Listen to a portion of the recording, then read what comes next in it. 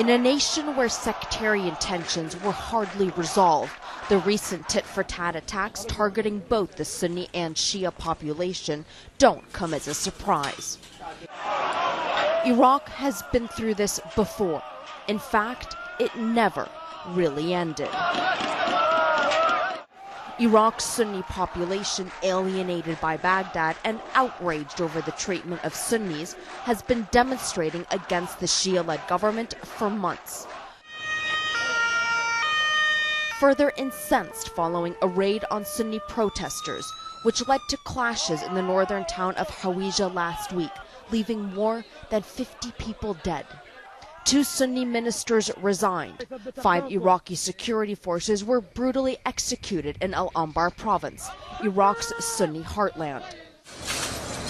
And violence across the country left innocent civilians once again the victims of brutal attacks, as tensions escalated to their highest point in the last few years.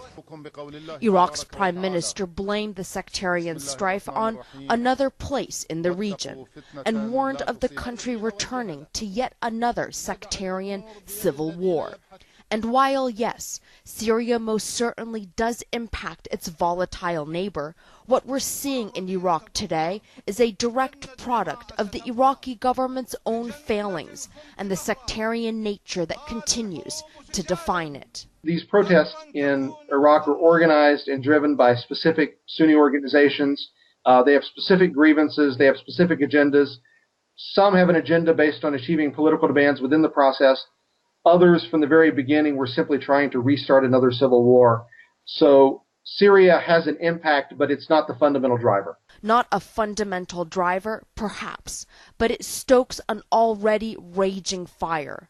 In a recent report, the International Crisis Group warned, "The emergence of an arc of instability and conflict linking Lebanon, Syria, and Iraq, fueled by sectarianism and involving porous borders as well as cross-border alliances, represents a huge risk."